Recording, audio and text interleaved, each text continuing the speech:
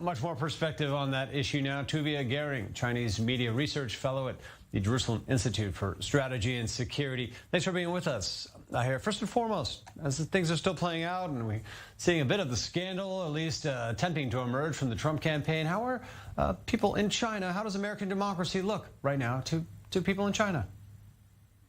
So to people in China, it looks pretty amusing, to say the least, but also very interesting.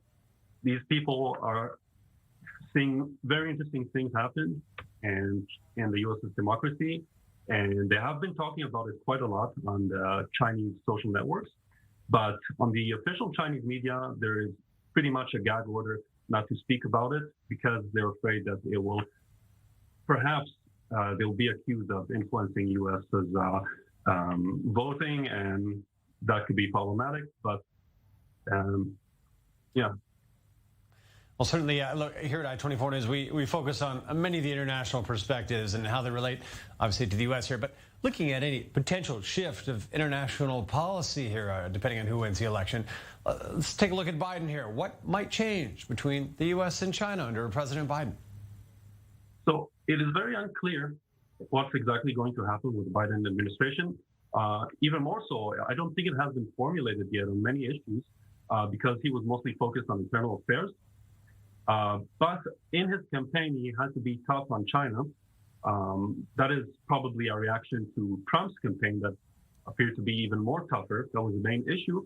But it is understandable, and I think everyone expects that, including China, that he will tone down and act as, a true all-American president that acts more responsibly and calmly as opposed to Trump's more firebrand style.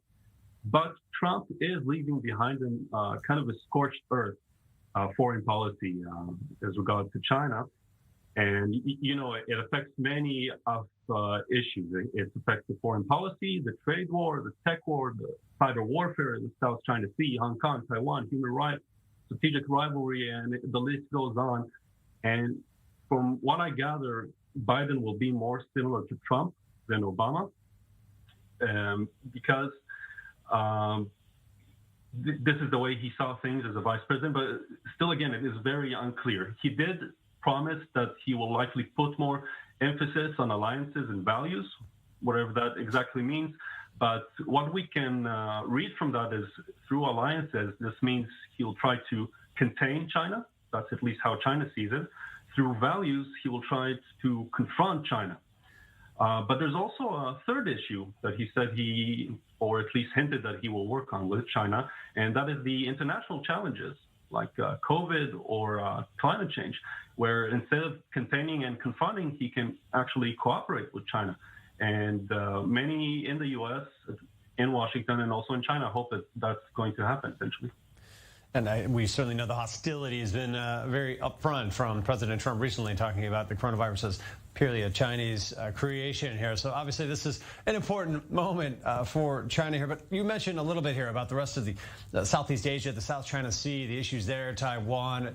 Does that factor greatly for these countries as well? Is the region at large really holding their breath for the outcome of this election or not? Obviously, like here in Israel, most of the countries of the world, including China and East Asian countries, they are pretty much, you can say, holding their breath and trying to see what will be the results, because everyone understands that the next president incumbent will have consequential repercussions on their foreign policy. And it is very important to look at how Biden, which appears to be the president-elect, we're still gonna have to wait a couple of hours to see, but what his policy is going to be regarding to East Asia and Southeast Asian countries. That's very important. There is a high possibility that he will continue the pivot to Asia, what started during President Obama's first administration. And he will also probably continue Trump's Indo-Pacific strategy, which also means to contain China through partnership and alliances, through the Trans-Pacific Partnership, but still it is very unclear what eventually will happen. There's still plenty of things he hasn't formulated yet in his foreign policy and plenty of question marks on all ends.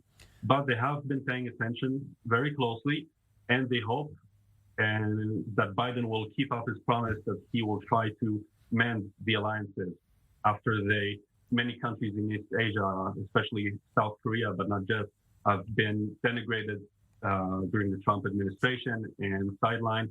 And certainly massive issues and massive countries at stake here. Tuvia Gering, thanks for breaking it down for us again. There's another issue on the line here ahead of the results of the election.